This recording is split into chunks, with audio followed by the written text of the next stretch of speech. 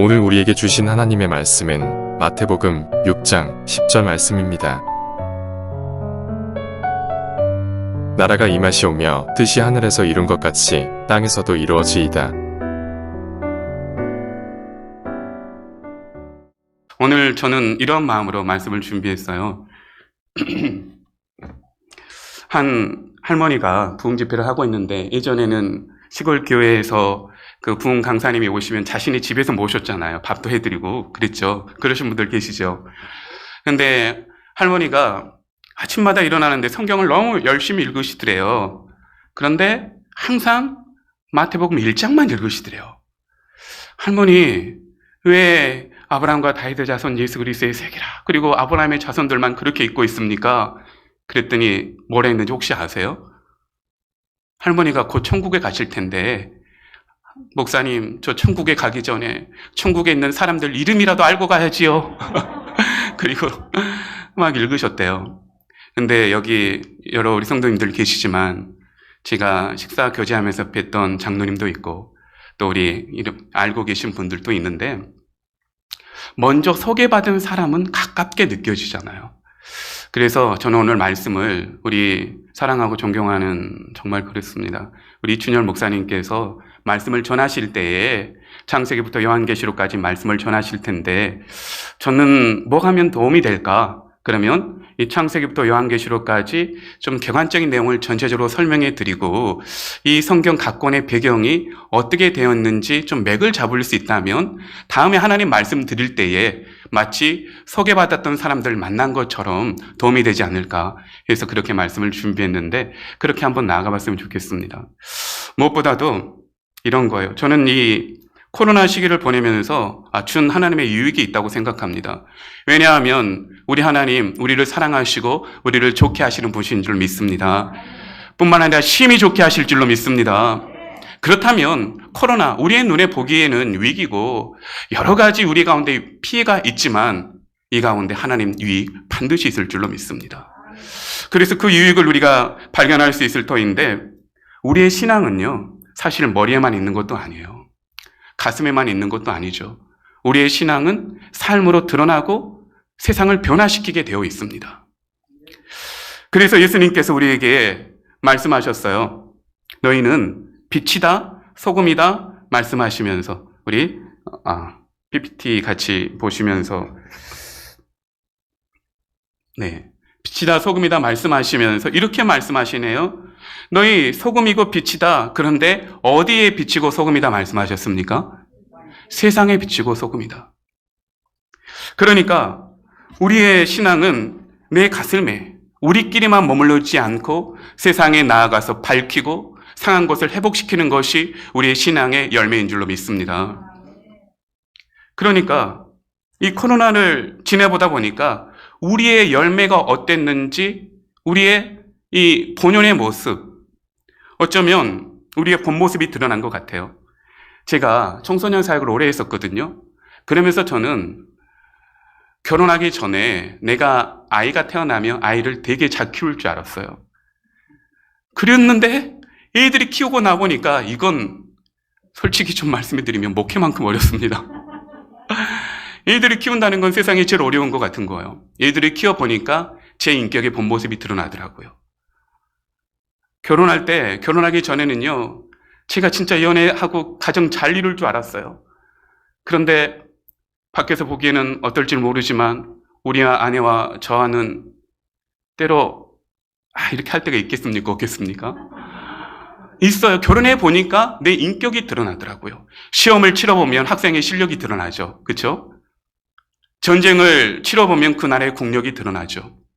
그런 것처럼 코로나라고 하는 위기가 드러나니까 우리의 신앙의 본 모습이 어땠는지, 그리고 나의 신앙이 하나님이 보시기에 세상 가운데 어떤 열매를 남길 수 있었는지, 좀 더 넘어가서 한국교회와 세계 열방의 교회가 정말 하나님 뜻대로 에덴 동산을 회복할 수 있는 그 능력 가운데 쓰임받고 있었는지, 그 우리의 수준, 우리의 본 모습을 알게 되더라고요.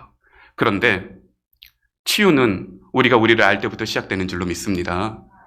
교회가 교회의 모습을, 우리가 하나님 앞에 어떤 존재였는지를 밝히 알게 되고, 그리고 우리 신앙이 세상 가운데 그런 빛과 소금으로서 열매를 맺었는지 알게 되기 시작한다면 그곳에서부터 치유하시는 하나님을 구하게 되고, 하나님께서는 우리를 회복시켜서 보시기에 심히 좋은 하나님의 사람들로 그 교회로 세워주실 줄로 믿습니다. 이것이 코로나의 준 유익 중에 하나라는 생각이 듭니다. 그런데 이런 그 본연의 모습, 이 코로나에 대응하는 모습 가운데 어떤 교회들은 이 코로나의 이 사회적 거리두기를 발맞춰 가고자 함께 우리 성만교회가 어떤 교회보다도 더 앞장서서 그렇게 지켜왔는 줄로 저 알고 있는데, 그렇죠? 그렇게 사회적 거리두기를 잘 지키고 그랬는 교회가 있는 반면, 또 어떤 교회들은 예배를 지키려고 굉장히 고수했던 그런 교회들도 있었어요. 좀 더 나아가서는 국가가 교회를 탄압한다, 종교를 탄압한다는 이유로 투쟁의 방식으로 나간 교회들도 있었습니다. 여기에서 우리가 어떤 것이 맞고 어떤 것이 틀렸다고는 말하기가 어려울 거예요. 그런데 한 가지가 있다면 그것은 무엇이냐? 어떤 방법이 됐든지 그 열매는 하나님께서 보시기에 좋은 열매가 되어야 하나님의 방식인 줄로 믿습니다. 우리가 거리두기를 했든지 아니면 예배를 고수했든지 더 투쟁적인 방식으로 나아갔든지 이곳에 에덴의 회복, 다른 말로 하면 오늘 우리가 읽은 본문처럼 하나님의 나라가 우리를 통하여서 세상에 드러났으면 좋겠고, 우리는 하나님의 나라의 사람들이니까 우리를 통하여서 세상이 하나님의 나라로 변화되는 그 모습을 우리가 목격하고 경험할 뿐만 아니라 그 일에 쓰임받았으면 좋겠습니다. 그러니까 오늘 우리는 이 하나님의 말씀을 통해서 이 하나님의 나라 어떻게 이룰 것인가? 다른 말로 한다면 그 에덴의 회복, 하나님께서 이 땅 가운데 처음 만드셨던, 하나님이 보시기에 심히 좋았던 그 에덴은 우리가 어떻게 이룰 수 있는 것인가? 한번 우리가 하나님의 말씀을 통해서 쭉 창세기부터 살펴보기를 원하는데요. 하나님 나라 하면 제일 먼저 어떤 생각이 듭니까? 우리는 하나님 나라 하면 내가 생명을 다한 이후에 눈물도 고통도 없는 그곳에서 하나님 앞에 편히 쉬는 나라, 그 나라를 상상하게 되죠. 우리 어렸을 때 저는 이 찬양도 생각나더라고요. 돈으로도 못 가요. 아, 역시 주일학교 금종고시 안 나오셨군요. 하나님 나라, 마음 착해도 못 가고 지식으로도 못 가고 거듭나면 가는 나라, 하나님 나라라고 하는데, 하나님 나라는 그렇게 가는 하나님의 나라가 있다라고 말씀을 해요. 그래서 화면에 보시는 것처럼 하나님의 나라에 들어가리라, 들어가는 나라가 있다고 말씀을 했어요. 요한복음에서는 예수님께서 직접 나는 처소를 예비하러 갈 거야, 그리고 그곳에 너희를 부를 거야, 우리가 가는 하나님의 나라가 있다고 말씀을 했고, 우리 요한계시록 말씀에서는 우리의 눈물을 닦아주시고 고통도 애곡함도 없는 그 나라에 이르게 될 겁니다. 우리 모두 그 나라에서 만나는 성도 되실 줄로 믿습니다. 그런데 하나님께서 또 이 하나님의 나라에 대해서 한 부분을 말씀해 주셨는데, 그 나라는 어떤 나라면 하나님의 나라가 이곳에 온대요. 기억하시죠? 오늘 우리가 읽은 본문의 말씀, 나라가 임하시오며 나라가 이 땅에 임하게 해달라요. 또 마태복음 12장 28절 말씀에 그렇게 말씀하셨죠. 하나님의 나라가 너희에게 이미 임하였느니라. 그리고 예수님 말씀하실 때 회개하라, 천국이 뭐라고 했어요? 가까웠느니라. 이건 가는 나라가 아니잖아요. 우리 가운데 오는 나라라고 말씀을 하고 계시잖아요. 그래서 우리는 가는 하나님의 나라는 우리의 생명이 다한 이후에 하나님께서 우리를 강권하여서, 신학적 표현으로는 견인하여서, 하나님께서 우리의 공로가 아니요 예수 그리스도의 은혜로 하나님의 나라를 이미 우리에게 주셨고 그것까지 인도하여 주실 줄로 믿습니다. 그것은 우리에게 주어진 거예요. 그런데 우리가 이 땅에 이루어야 될 하나님의 나라가 있는데, 제가 성만교회에 들어와서 에덴의 회복을 보았고 하나님이 심히 보시기에 좋았던 걸 보았던 것처럼 우리 사랑하는 성도님들을 통하여서, 하나님의 교회를 통하여서 이 땅에 그 하나님의 나라가 임하는 역사가 일어났으면 좋겠습니다. 그 일에 쓰임받으실 능력 있는 성도 되시기를 주님의 이름으로 축원합니다. 그렇다면 우리가 하나님의 나라가 무엇인지 좀 더 깊이 알아야겠죠. 그래서 성경을 통해서 좀 보려고 하는데, 먼저 우리의 정의를 내리면 하나님의 나라, 그러면 하나님의 왕 되시는 나라인데, 우리 같이 한번 고백해 봅시다. 하나님의 나라는 하나님의 다스리심이 이루어진 나라입니다. 같이 한번 읽어보실까요? 시작요. 하나님의 나라는 하나님의 다스리심이 이루어지는 나라입니다. 하나님이 다스리시면 그곳에 하나님의 나라가 이루어진 줄로 믿습니다. 그래서 성경에서는 이 하나님의 나라를 쭉 해가고 있는데, 성경이 창세기부터 요한계시록까지 66권의 책이 있잖아요. 그런데 이 책을 우리가 읽다 보면은 참 어려운 일이 있어요. 한 자매가 목사님 딸이었는데, 목사님이 야, 너 신약 성경을 읽으면 5,000원 줄 거야. 아주 오래전 이야기. 5,000원 줄 거야. 그러니까 얘가 초등학생 때 5,000원이 받고 싶어가지고요, 마태복음부터 읽기 시작했는데 막 이렇게 빨간 펜으로 색연필로 그으면서 읽었어요. 근데 빨리 읽고 싶으니까 마태복음 읽다가 몇 장 띄워놓고 읽고 띄워놓고 읽고, 그래서 쭉 나갔어요. 근데 얘가 무서운 거예요. 왜 무서웠냐면 마태복음을 읽었는데 아까 읽었던 이야기가 또 나오는 거예요. 무슨 말씀인지 아시죠? 안 읽어본 사람 몰라요. 읽어줬다고 해야 돼요. 사복음서가 예수님 이야기 계속 나오잖아요. 그러니까 이 아이의 생각에는 성경을 읽으면 서성체처럼 쭉 시간으로 진행될 줄 알았는데, 읽었던 본문이 또 나오고 나니까, 야, 내가 성경을 띄엄띄엄 읽어가지고 하나님 나의 벌 내리시는구나. 그래가지고 아빠한테 찾아가지고, 아빠 용서해 주세요. 제가 빨리 5,000원 받고 싶어가지고 성경을 띄엄띄엄 읽었는데 하나님 나한테 벌 내리신 것 같아요. 성경이 시간 순서로 되지 않고 어떤 특별한 목적으로 되어 있기 때문에 성경을 읽다 보면 이 이야기가 도대체 어디에 속하는 이야기이지 모를 때가 많아요. 그렇죠? 그런데 성경에서는 이 성경의 이야기를 만들어내는 성경의 역사가 되는 부분이요, 사실은 66권 중에 16권 밖에 되지 않습니다. 그 중에 구약 성경이 11권이고 신약 성경이 5권인데, 우리 화면을 보시면서 같이 한번 그 줄거리가 되는 성경책들을 한번 읽어보십시다. 창세기부터의 시작요. 창세기, 출애굽기, 민수기, 여호수아, 사사기, 사무엘상, 사무엘하, 열왕기상, 열왕기하, 예스라, 느헤미야, 여기까지가 구약 성경의 줄거리가 되는 부분들이에요.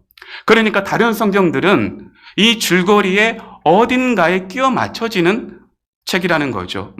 신약 성경 5권을 읽어보실까요? 시작요. 마태복음, 마가복음, 누가복음, 요한복음, 사도행전. 이 16권의 성경이 전체 성경의 역사의 줄거리가 됩니다. 그렇다면 우리 성경을 화면을 계속 잠시 보여주셔도 좋겠어요. PPT로 거의 준비를 해왔기 때문에. 이렇게 창세기부터 느헤미야서까지 11권의 성경이, 그 다음 장면이요.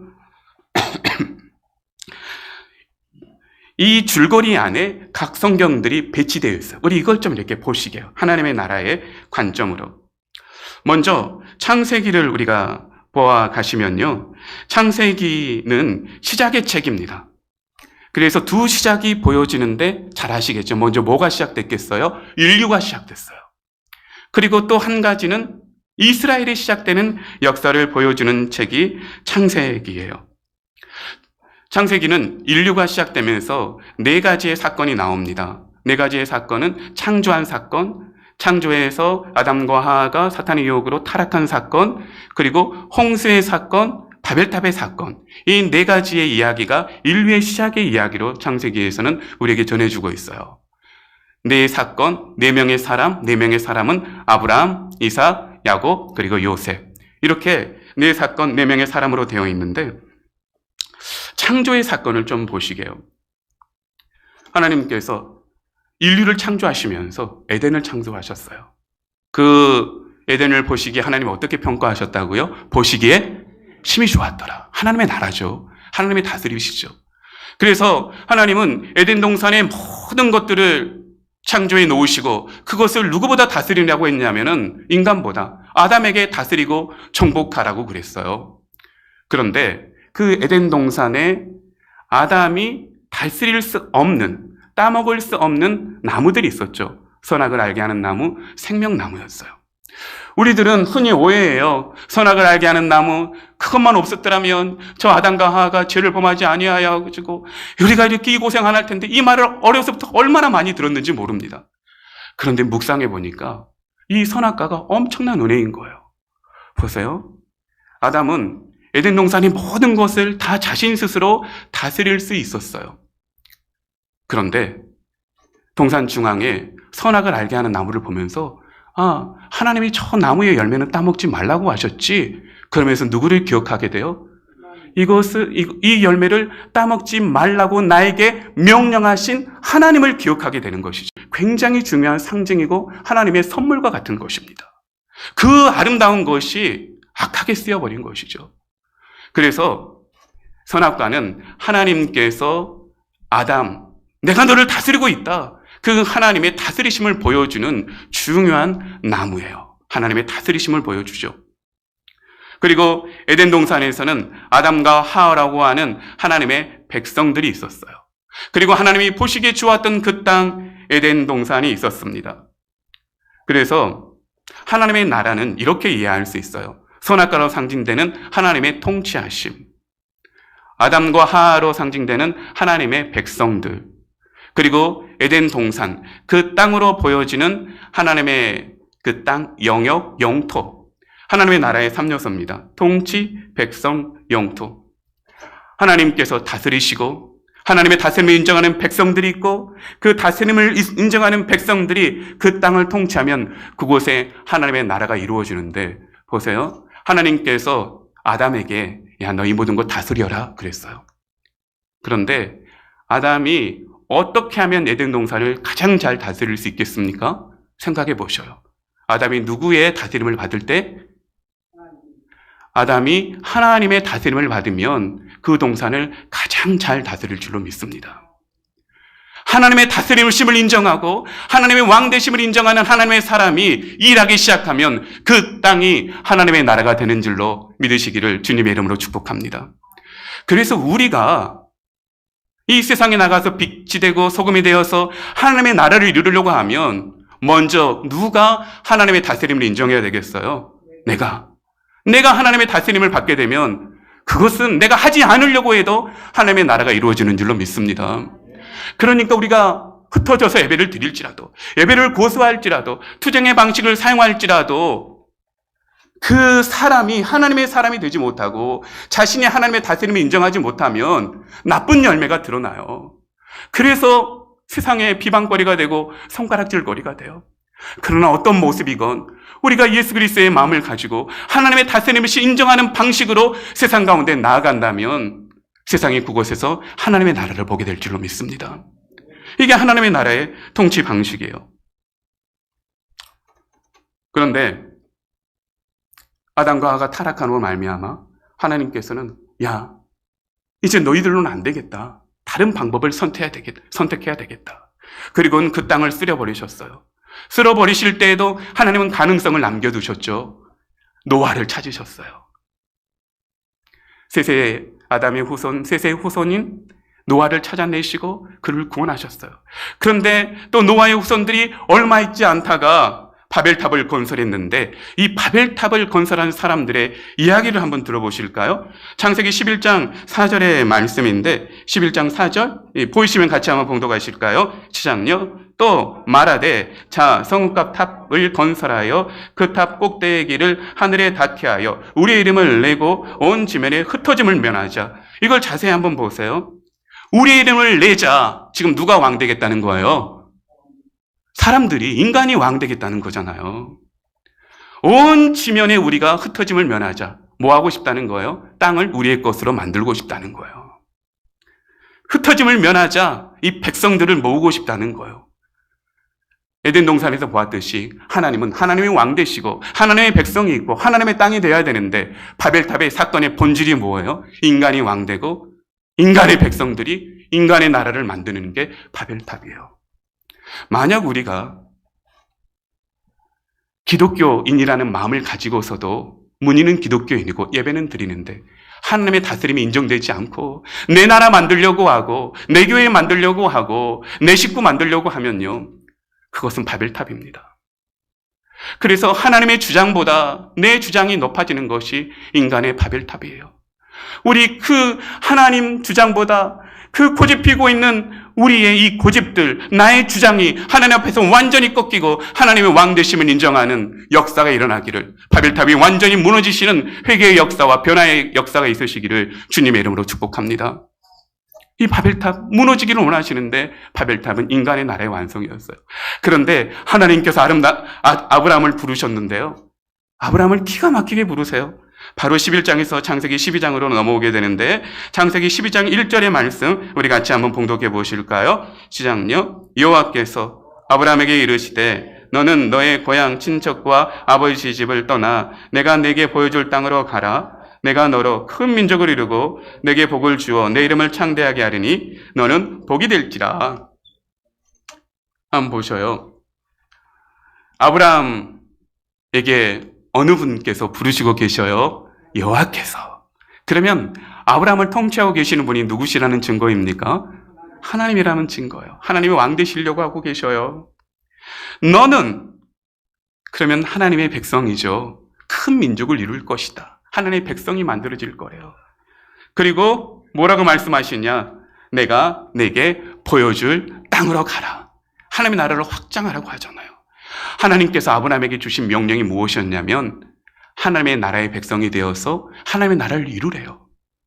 그래서 우리도 아브라함의 복을 받은 사람인데, 우리도 복의 근원이 된 하나님의 사람이 되었고 아브라함의 자손이 되었는데, 우리 사랑하는 성도님을 통하여 하나님의 백성이 되시고 큰 민족을 이룰 뿐만 아니라 하나님 우리에게 주신 땅을 차지하게 될 줄로 믿습니다.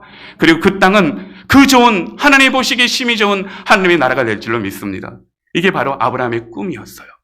근데 아브라함의 꿈을 누가 이루어 가시느냐? 하나님이 이루어 가시는데 보실래요? 지금 아브라함은 백성입니까? 개인입니까? 아직은 개인이죠. 나라가 아직 되지 못했잖아요. 뭐 기껏해야 한 가문이죠. 근데 그들을 통해서, 아브라함을 통해서 이삭이 태어났어요. 이삭을 통해서 야곱의 12아들이 태어났어요.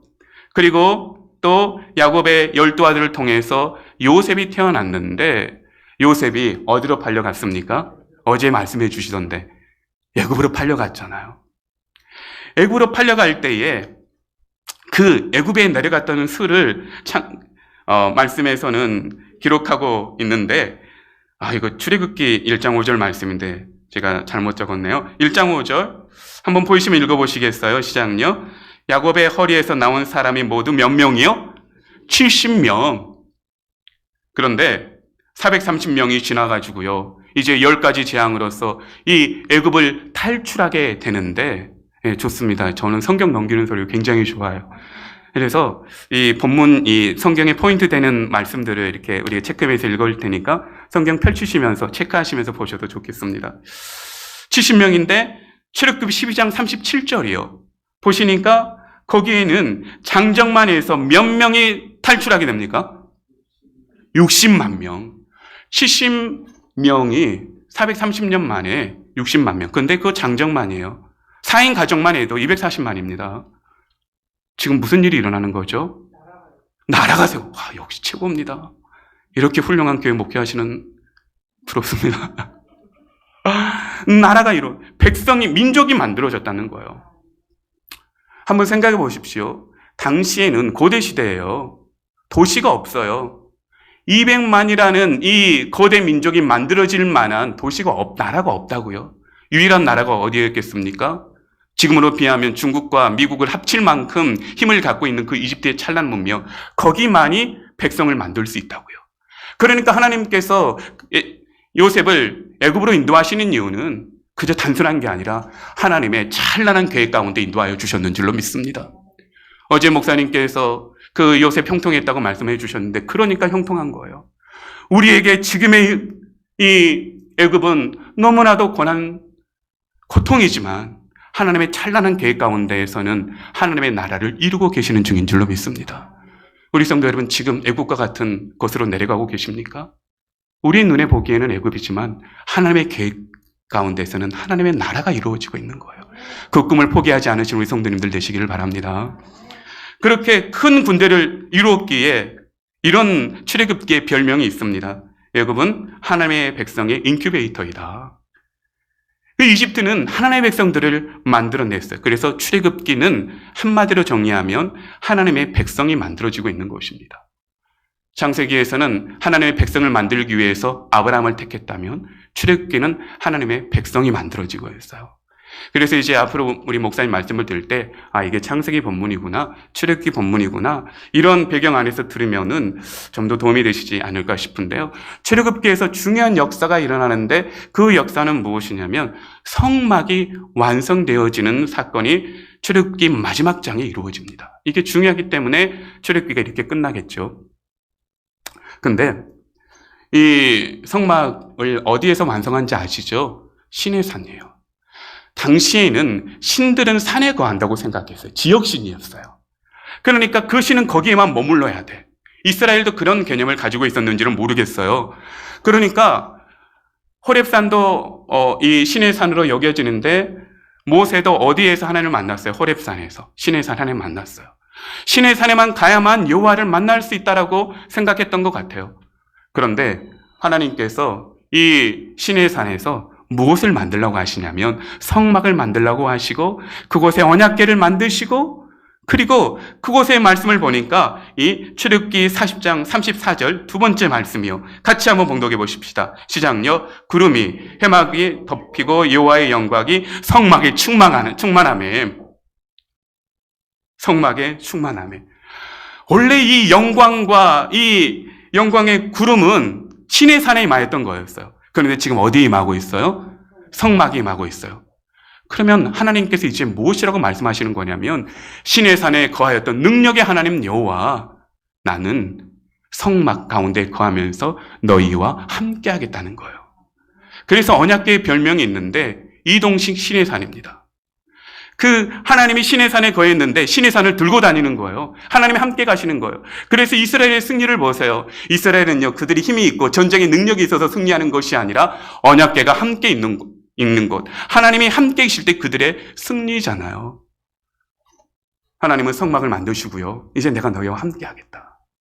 출애굽기는 그렇게 이어지고 있어요. 그리고 이 출애굽기 다음에 레위기가 딱 삽입이 되는데 레위기는 한마디로 말하면 하나님께서 무엇을 주고 계시는 것 같습니까? 예배, 제사 이것을 주시면서 너는 나를 이렇게 섬겨라. 너희들은 이렇게 살아가라라고 법을 주시잖아요. 창세기에 에덴 동산의 선악과를 보면서 하나님의 다스림 통치라고 했죠. 통치에는 반드시 무엇이 주어져야 돼요? 법이 주어져야 돼요. 이 한 백성이 국가가 되려면 이 백성을 다스리는 법이 있어야 됩니다. 그래서 레위기는 하나님의 통치하심을 우리들에게 허락해 주시는 법이에요. 백성이 있고 하나님의 통치하심의 법이 있네요. 그럼 이제 무엇만 있으면 됩니까? 기억해 보시면 뭐만 있으면 돼요? 다스리심과 백성이 있어요. 무엇을 차지하면 돼요? 땅을 차지하면 돼요. 그러니까 이제 민수기는 어떤 말씀이 있느냐? 민수기의 말씀은 저기 가나안 땅을 차지하러 가는 광야의 사건이잖아요. 그런데 가나안 땅을 차지하려면 쉽게 차지해지지가 않아요. 그 땅을 차지하기 위해서는 차지할 만한 군대로 그들이 세워져야 합니다. 그래서 광야에서 하나님께서는 하나님의 백성들이 가나안 땅을 차지할 수 있는 군대로 만드시는 과정이니까 그 민수기는 하나님의 백성들의 숫자를 기수하고 있는데 특별히 뭐라고 이야기하냐면 유다 진영에 속한 군대에 기수된 군인으로. 아니 그 노예였던 백성을 뭐라고 칭하고 있어요? 군대로 칭하고 있어요. 왜요? 그들이 앞으로 가나안 땅을 차지해야 되기 때문에. 그런데 이 군사훈련은 특별한 훈련이에요. 다른 군사훈련은 무기를 만들어내고 조직력 있게 군사훈련을 시키는 게 군사훈련이었겠지만 광야의 훈련을 보세요. 누구 없으면 안 된다는 훈련입니까? 하나님 없이면 안 된다는 훈련이에요. 그래서 광야에서 이 훈련을 신명기 8장 2절은 한마디로 정의하고 있습니다. 같이 봉독해 보십시다. 시작요. 내 하나님 여호와께서 이 40년 동안 내게 광야의 길을 걷게 하신 것을 기억하라. 이는 너를 낮추시며 너를 시험하사 내 마음이 어떠한지 그 명령을 지키는지 않는지 알려 하심이라. 이게 지금 무슨 말씀입니까? 레위기의 법을 주셨는데 너희들이 이 법을 지키느냐 안 지키느냐. 이것은 무슨 말씀이냐면 이 법을 지키면서 너희가 나와 함께하느냐 함께하지 않느냐예요. 나의 다스림을 인정하느냐 인정하지 않느냐예요. 광야에서 그들은 하나님의 다스리심을 인정하는 훈련을 하고 하나님의 군사로 만들어졌던 것입니다. 우리 인생은 광야인 줄로 믿어요. 그렇잖아요? 고린도전서 10장에서는 이 광야를 우리에게 본이 된다고 말씀하여 주는데 우리 인생 어차피 광야입니다. 그런데 이 광야를 통과하시는 동안 하나님과 함께하는 훈련 이루어지시기를 주님의 이름으로 축복합니다. 그러면 가나안 땅 허락하여 주실 거예요. 우리는 광야에서 하나님과 함께하는 훈련, 임마누엘 내가 너희와 함께함이니라. 임마누엘 훈련 온전히 이루시는 광야의 백성으로 성장해 가시기를 주님의 이름으로 축복합니다. 그렇게 민수기는 하나님의 백성으로 이루어지는데 여호수아서요. 너무 잘 아시죠? 이제 군대가 된 백성들이 하나님의 땅을 차지하는데 그 전에 신명기가 딱 들어옵니다. 왜냐하면 가나안 땅 들어가기 전에 다시 한번 점검했어야 됐어요. 모세가 출애굽 2세대들, 1세대들은 다 광야에서 죽었다는 거 아실 거예요. 2세대들이 들어가야 되는데 이들은 신의 산에서 여호와의 율법을 제대로 받지 못한 이들이었고 다시 한번 재교육이 필요했기 때문에 모세는 세 편의 설교를 통해 가지고 이 가나안 땅에 들어갈 백성들에게 하나님의 법을 다시 한번 알려주시는 말씀이 바로 신명기의 말씀입니다. 그리고 사사기로 들어가게 되는데 사사기 잘 아시는 사사 있잖아요. 뭐 한 명만 이야기하면 누구 아시고 계십니까? 사사 중에서 삼손, 드보라 유명한 사사들 있잖아요. 근데 이 이름이 참 책의 제목이 재미있어요. 삼손이 이스라엘을 가르치고 재판합니까? 아니면 블레셋과 전쟁을 합니까? 전쟁을 하죠. 대부분의 사사들 12명의 사사들은 다 전쟁하는 사사들이었어요. 그렇다면 이 책의 제목이 장군 또는 영웅, 군사 이런 제목이어야 되는데 사사잖아요. 사사라는 말은 가르치는 자나 또는 재판관, 성경에서는 이 재판관이라는 의미를 가지고 있는데 왜 그 군사들이 재판관이 되어야 됩니까? 사사들의 전쟁을 보면 알 수 있어요. 사사들이 삼손이 힘이 셌을 때 이겼어요? 하나님께 순종했을 때 이겼어요? 순종할 때. 그러니까 사사들은 재판관이 되어서 지금 우리 백성이 하나님의 말씀의 기준이 맞느냐 맞지 않느냐를 재판하는 것을 통해서 이 판단 기준을 통해서만 승리할 수 있었기에 전쟁의 장군기가 아니라 하나님의 말씀으로 판단하는 사람, 재판관, 사사기인 거예요. 그러니까 이 사사기에서는 하나님의 말씀을 떠나면 실패, 하나님의 말씀을 떠나서 자기 소견대로 하면은 실패, 하나님께 돌아오면 회복인 거죠. 그런데 여기에 놀라운 비밀이 한 가지 숨어 있는데 사사들도 사실은 하나님의 말씀을 배워야 되잖아요. 그러니까 하나님께서 이미 이 장치를 만들어 두셨어요. 그게 뭐냐면 레위인들입니다. 레위인들은 이스라엘 백성들에게서 성막에서 봉사하며 또 하나님의 말씀을 가르치는 직분이었거든요. 근데 사사기 마지막에 가면 사사들의 실패가 아니라 레위인들의 실패가 나와요. 사사기 17장에서는 미가라는 한 사람이 레위인 한 사람을 자신의 제사장으로 삼는 장면이 나오는데 사실요, 이 레위인들은 자신의 거주지가 있었어요. 근데 한 레위인이 너무 먹고 살기가 힘들어가지고 굶다 보니까 이 거주지를 떠나서 먹고 살 길을 찾아 떠나는 중입니다. 레위인들은 무엇으로 기업을 얻습니까? 백성들이 11조로 그리고 자신의 예물로 레위인들을 먹이게 돼 있어요. 그러니까 레위인들이 배고프다는 이유는 지금 각 지파의 성읍에 흩어진 레위인들에게 봉사가 잘 되고 있는 거예요? 안 되고 있는 거예요? 안 되고 있으니까 레위인들이 흩어지고 있는 거예요. 19장에서는 더 무서운 일이 일어나는데 레위인들이 세상에 처벌받고 있어요. 레위인들이 완전히 타락하고 지역을 떠나요. 이것은 굉장히 무시무시한 일이 일어나는데 하나님께서는 이미 민수기와 여호수아를 통해 가지고 레위인들은 너희 한 곳에 살지 말고 이스라엘 전역에 흩어져서 48개의 성읍, 도피성을 포함하여서 48개의 성읍에 흩어져 살아라. 이런 하나님의 계획이 이미 12지파에 그리고 하나님의 백성의 땅 분배 가운데 있었거든요. 이 계획은 뭐냐면 하나님께서 레위인들을 각 성에 흩어놓으시고 레위인들에게 말씀을 가르치는 방식으로 이스라엘을 통치하고 싶으신 거죠. 그러면 레위인들이 하나님의 말씀을 각 백성에게 잘 가르치면 이스라엘의 왕은 누가 되시는 겁니까? 하나님이 되시는 거죠. 그래서 하나님은 이스라엘의 왕이 세워지는 것을 거부하셨던 거예요. 왜요? 하나님이 왕이시고 하나님이 직접 통치하시는 신정국가, 레인들을 통해서 말씀의 방식으로 통치하고 싶었는데 레인들이 타락하니 이것조차도 실패하게 됩니다.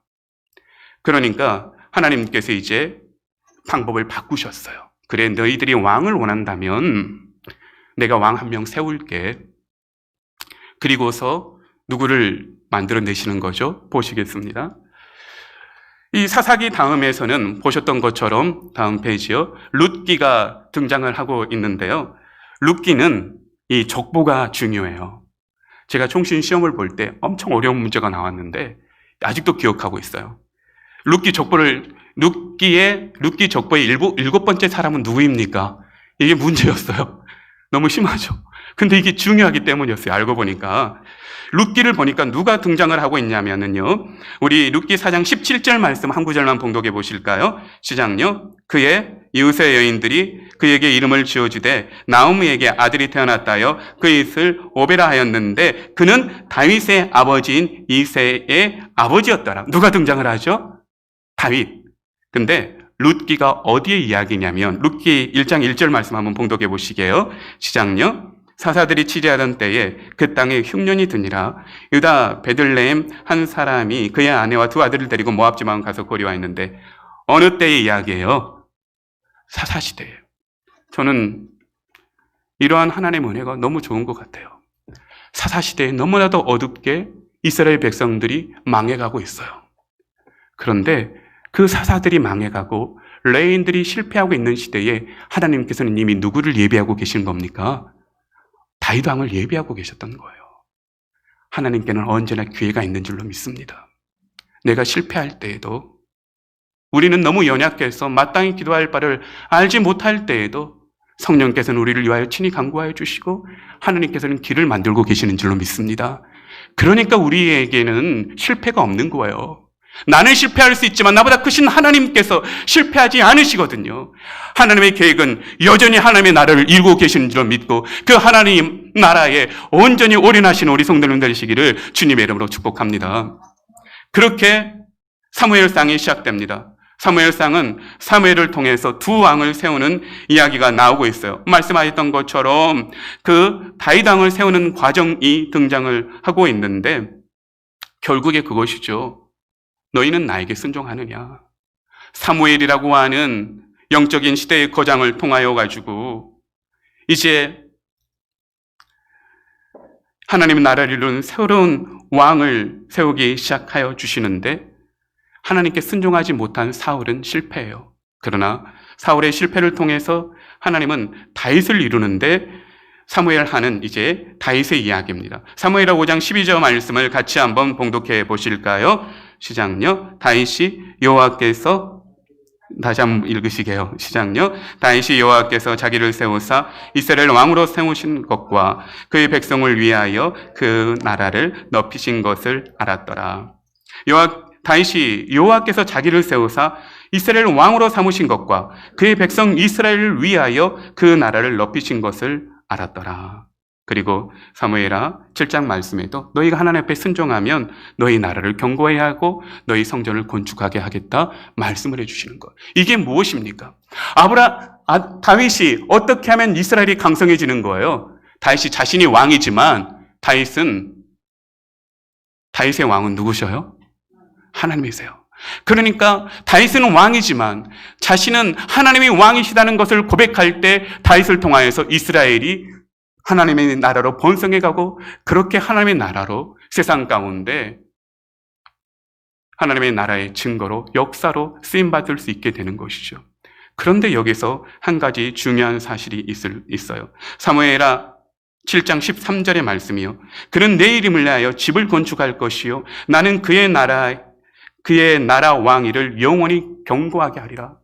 하나님께서 다윗 왕을 통하여서 너는 나를 왕으로 삼고 내가 나를 왕으로 삼을 때 이스라엘 백성 너희들에게 형통함을 허락하여 주실 것인데 그런데 너가 꼭 할 일이 있다. 성전을 지어야 한다. 왜냐하면 그 성전을 중심으로 이스라엘이 회복해 가기 때문인 것이죠. 그런데 이제 열왕기 하에서는 솔로몬 이후에 남북 이스라엘로 나누어지면서 북 이스라엘은 주전 722년에 아수르에 멸망하게 된 거 아실 거고, 남유다는 주전 586년에 바벨론에 멸망을 하게 됩니다. 이게 열왕기 상하의 이야기예요. 그리고 열왕기 상하가 진행되는 동안 하나님의 말씀에 순종하는 사람들, 그 왕의 백성들은 나라가 붕하게 했던 사실, 그렇지 않은 백성들은 나라가 어려웠다는 사실을 알게 될 터인데, 이 열왕기 상하와 또 함께 있는 책이 뭐냐면 역대상하예요. 우리 그 두 책의 비교를 좀 아셔야 될 것 같은데, 열왕기 상하에서는 예레미야가 저자로 기록되어 있거든요. 이 예레미야는 남유다가 바벨론으로 끌려갈 때 쓴 서신입니다. 그러니까 예레미야는 알고 있는 거예요. 왜 이스라엘이 멸망했어요? 하나님의 왕 되심을 포기했으니까. 그러니까 예레미야는 무엇을 요청하겠습니까? 이스라엘 백성이요, 다시 하나님의 왕 되심을 인정하는 백성들로 돌아와라. 이것을 외치고 있는 서신이에요. 그러니까 열왕기 상하에서는 하나님의 백성들로 돌아와라, 이것이 주제이고, 역대 상하에서는요, 에스라라고 하는 인물이 역대 상하를 기록한 것으로 알려졌는데, 이 에스라는 나중에 이스라엘 백성들이 바벨론의 포로로 끌려가서 그 후에 돌아와서 성전을 건축하거든요. 그때 성전을 건축해야 되니까 성전 건축을 준비했던 다윗의 이야기와, 그리고 성전을 이루어갔던 남유다의 이야기를 집중적으로 쓰고 있는 서신이 역대 상하이고, 이 역대 상하의 서신을 통하여서 에스라는 이스라엘 백성들이 성전 건축하는 것들을 이루어냈는데, 여기에서 이제 우리는 에스더서로 넘어가게 되는데요. 에스더서는 이 말씀드렸던 대로 이스라엘 백성들이 바벨론의 포로로 끌려갔는데, 그곳에서 포로 귀환이 고레스 왕으로부터 시작이 되거든요. 시작되는 이 시간 속에 돌아오지 않는 백성들이 있었어요. 그들을 하만 그리고 여러 민족이 유다 백성들을 괴롭힙니다. 그때 에스더를 통해서 이스라엘 백성들을 구원했다는 이야기가, 바벨론 포로의 기의 이야기가 에스더서, 그리고 1, 2, 3차 귀환을 통해서 이스라엘 백성들이 회복되는데, 이제 말씀드렸던 에스라요. 에스라는 1차 포로 귀환이 이루어지고 2차 포로 귀환 때 다시 바벨론의 포로로 끌려갔던 백성이 이스라엘로 돌아와서 성전을 건축하기 시작하는데, 여기에서 하나님의 놀라운 비밀이 우리에게 보여집니다. 기억하실지 모르겠지만 남유다가 멸망한 때가 몇 년도였는지 기억나십니까? 586년이었죠. 그런데 1차 포로 귀환이 이루어진 때가 537년이거든요. 근데 성경에서는 예레미야에게 이미 말씀해 주셨어요. 예레미야는 말씀드렸던 것처럼 이스라엘 백성들이 바벨론에 멸망할 때 선지자였잖아요. 그때 70년 만에 돌아오리라. 586년에 멸망했다가 537년 만에 돌아오면 몇 년 만에 돌아온 거예요? 예, 굉장히 지금 어려워지고 있는 거군요. 40몇 년 만에 돌아온 거거든요. 근데 예레미야는 몇 년 만에 돌아오라고 했어요? 70년 만에. 그러면 일찍 돌아왔으니까 잘 된 거지. 근데 하나님은 이미 70년이라고 말을 했잖아요. 근데 놀랍게도요, 에스라가 성전 건축을 이루었다고 말씀드렸잖아요. 에스라서는 그와 같은 본문을 기록하고 있는데, 이 에스라서에서 성전이 완공된 때가 몇 년이냐면, 우리 PPT 한번 보시겠어요? 주전 516년이죠. 그러니까 계산해 보면 딱 몇 년이 나오는 겁니까? 70년. 그러니까 이스라엘이 정치적으로 바벨론에서 돌아왔어요. 정치적으로는 돌아왔지만 아직 성전이 세워지기 전에는 돌아온 거예요? 돌아오지 않는 거예요? 돌아오지 않는 거예요. 그들이 돌아왔다 할지라도, 정치적으로 해방되었고 영토가 해방되었을지라도, 자신들이 다시 한번 성전을 건축하고 하나님의 왕 되심을 온전히 예배했을 때, 그제서야 하나님께서는 너희가 회복되었구나 인정해 주시는 것이죠. 그러니까 사무엘상부터 열왕기 상하, 역대 상하에 이스라엘의 왕 되심의 이스라엘의 왕이 다시는 우여곡절 끝에 그들이 멸망하고 다시 한번 회복의 때가 이루어지는데, 그때는 어디냐? 성전이 회복되는데. 우리 사랑하는 성도 여러분, 이 시대의 코로나로 한국의 교회가, 세계 열방의 교회가 또 선교와 전도의 문이 닫혀 있다고 하는 이 어려운 때이지만, 성전의 회복, 예배의 회복이 있으면 하나님께서는 이스라엘을 회복시켰던 것처럼 우리의 왕 되어 주셔서 우리를 다시 한번 회복시켜 주실 줄로 믿습니다. 그러니 간절히 부탁드리는데 이럴 때일수록 오히려 흩어져 있을지라도 더욱더 온전한 예배자로 세워주시길 바랍니다. 저는 믿고 있어요. 우리의 모임에 이 눈에 보이는 성전의 건물에서 예배하지 않을지라도 여러분들이 여러분의 가정에 가서 온전히 예배드리면 그곳이 성전 될 줄로 믿습니다. 그러면 그것이 무엇이에요? 하나님의 교회가 확장되는 거잖아요. 하나님 나라가 확장되잖아요.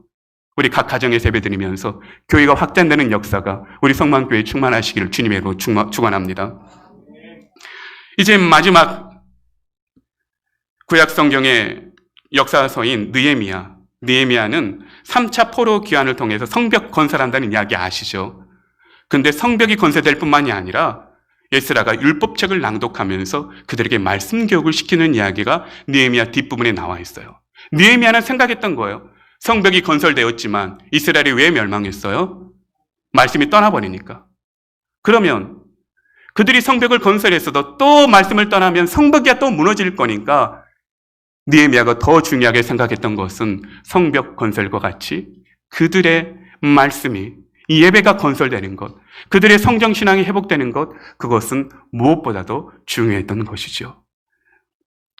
이렇게 구약 성경이 끝이 납니다. 제가 예상했던 대로 아마 신약까지는 가기 어려울 것이다 싶었는데 우리 오늘 여기까지 봤는데 그리고 나서 5분 동안 나머지를 한번 정리해 보도록 하겠습니다. 성경에서는 이렇게 역사서 보니까 우리 창세기부터 느헤미야까지 쭉 나갔어요. 너무 짧은 시간에 했기 때문에 얼마나 잘 전달됐는지는 모르겠습니다. 그런데 성경에서는 이 구약 성경에 하나님의 말씀이 개인에게 임했던 책이 있어요. 욥이라는 개인에게 하나님의 말씀이 주어지죠. 욥기는 창세기 족장시대의 사람입니다. 그 족장시대의 욥에게 하나님께서 주신 말씀이에요. 시편은 열왕기 상하 시대에 다윗과 그 위의 사람들을 통하여서 주어진 하나님의 말씀인데 하나님의 말씀을 받은 개인의 감정을 알 수 있어요. 하나님의 말씀이 그 개인에게 임하여서 하나님을 노래하고 찬양하고 있죠. 아가서, 잠언, 전도서는 솔로몬의 저작이라는 걸 알고 계실 겁니다. 아가서 젊었을 때의 사랑의 노래, 자신의 지혜가 왕성했을 때 그 지혜로 전도서의 말씀을, 잠언의 말씀을 기록했는데 인생을 살다 보니까 그 지혜가 있어도 하나님의 말씀이 아니시면 모든 것이 헛것이더라. 이게 중요해요. 모든 것이 헛되다라고 고백할 수 있는 사람은 무엇을 아는 사람이 헛되다고 고백할 수 있을까요? 참된 것을 아는 사람이 헛되다고 고백할 수 있는 거예요. 솔로몬은 마지막으로 참된 것을 아니까 헛된 것을 고백할 수 있어요. 우리 사랑하는 성도 여러분, 하나님이 왕 되셔서 그 왕 되신 하나님이 우리에게 주시는 진리의 말씀이 우리에게 참된 것이 되어 헛된 것과 참된 것을 구별할 줄 아는 지혜자 되시기를 주님으로 축복합니다. 그곳에 하나님의 나라가 이루어질 것이고요. 그리고 예언서는 어느 말씀이냐? 성경에 우리 선지서라고 하는 이사야부터 말라기까지 예언서가 있는데 이 예언서들은 어디에 위치해 가고 있는 거냐면 앞에 화면을 보여주셔야 되겠어요. 예, 그 부분이요. 이 예언서 오바댜부터 쭉 나와 있죠. 어디에 위치해 있습니까? 열왕기 상하에 위치해 있죠. 그러니까 선지서의 말씀들은 이스라엘이 남북 이스라엘로 분열되었을 때 가장 많이 기록되었습니다. 하나를 소개해드리면 좋겠지만 우리 시간 관계상 좀 나누어 보시면 예언서들은 남북 분열왕국 시대 때 많은 선지자들이 하나님의 말씀을 예언했어요. 그런데 특별히 바벨론 포로기 시대에 포로에 끌려가서 예언한 선지자들이 있습니다. 보시면 보이실까 모르겠어요. 에레미야, 에스겔, 다니엘 위에 포로기 시대의 딱 아래 라인에 있죠. 도표가 보이십니까? 이들이 포로기 선지자들이에요. 바벨론에 끌려가서 하나님의 말씀을 전했던 선지자들입니다. 그리고 포로기 이후의 선지자가 학개 스가랴, 그는 에스라와 함께 있던 선지자고요. 그리고 나중에 말라기, 성경 가장 마지막 책은 우리 성벽을 건설했던 느헤미야와 함께 사역했던 선지자예요. 그리고 오바댜부터 하박국까지는 이제 다음 페이지 한번 넘겨줘 보시겠어요? 하나 더요. 하나 더. 네. 이렇게 오바댜부터 이어지는 선지서의 말씀들은 이렇게 각 흩어져서 말씀을 전하게 되는데, 이걸 외우는 방법이 있는데, 우리 다음에 또 기회가 주어지면 하도록 하겠습니다. 이렇게 해서 이스라엘의 구약 성경, 이스라엘의 역사를 통해서 하나님께서 하나님의 나라를 이루어 가고 계심을 볼 수 있어요. 그런데 이 하나님의 말씀인 성경은 참 놀라운 책이라서 하나님께서 레인들을 아담을 통해서 실패하니까 아브라함을 통해서 백성을 만드시고 레위기의 법을 만드시고 또 가나안 땅을 차지하게 하면서 하나님의 나라를 이루시면서 왕을 통해서 다스리게 했는데 그 왕들이 결국 성공했습니다. 이스라엘 백성들은 그러면 누가 이 나라를 회복해 주시? 그게 바로 누구셔요? 메시아시죠. 그래서 이스라엘 백성들은 하나님의 나라를 회복시킬 그를 그토록 기다리게 되는 겁니다. 그러니까 성경에서는 선지서를 마지막 쪽에 배치해 놓고 있는 거예요. 왜요? 선지서들이 각 오실 메시아를 예언하고 있거든요. 그리고 말라기 선지서를 통해서 오실 메시아가 예언되고 나서 400년 동안 침묵이 있었던 이후에 마지막 선지자였던 세례 요한이 등장하면서 예수 그리스도를 예언하고, 그리고 마지막 한번 PPT 띄워주시면 좋겠습니다. 네, 이렇게 복음 시대가 시작됩니다. 그래서 신약 시대는 위대한 30년으로 복음 시대, 교회 시대, 성령 시대 이렇게 나누어서 각 신약 성경에 하나님의 나라가 이루어지고, 그것을 통해서 이 성경이 우리에게 무슨 의미를 주고 하나님의 나라의 특별한 의미를 또 신약 성경을 통해서 알 수 있는데, 이 말씀은 우리 이제 다음 기회에 시간이 된다면 나눌 수 있도록 하겠습니다. 우리 오늘 하나님의 나라는 이 주제를 가지고, 렌즈를 가지고 성경을 전체적으로 한번 살펴보았습니다. 이게 매우 중요한 주제가 되는 것은, 하나님의 나라를 잘못 생각하게 되면요, 내가 하나님의 다스림을 신정하기 전에 내가 원하는 나라를 이 땅 가운데 만들려고 한다면 그것은 하나님의 나라가 아니라 나의 나라입니다. 그래서 우리들은 이 땅에 하나님의 나라를 이루려고 세상을 변화시키기 전에 먼저 자기 자신을 하나님의 다스림 가운데 온전히 드러낼 수 있는 하나님의 사람들 되시기를 주님의 이름으로 축복합니다. 그런다면 우리를 통하여서 하나님이 보시기에 좋았던 그 에덴의 심히 아름다운 나라 이루어질 줄로 믿어요. 이걸 잘못 깨닫게 되면요, 세상에 내 나라 만든다고 투쟁하다가, 기독교 국가처럼 이렇게 우리의 세계 만든다고 투쟁하다가 하나님의 나라의 질서를 깨뜨리게 되는데, 우리 성만교회에 주신 하나님의 진리의 말씀으로 우리 사랑하는 성도님들이 온전히 하나님의 왕 되심 인정해지고, 우리 자신이 속에 먼저 하나님의 아름다운 나라인 에덴이 회복됨으로 우리 사랑하는 성도님들 가는 곳마다 하나님의 성전이 이루어지고, 그 성전을 통하여서 하나님의 나라가 이루어지는 보시기에 심히 좋은 역사가 삶의 현장마다, 자리마다, 가정마다, 직장마다, 학교마다 일어나시기를 주님의 이름으로 축원합니다.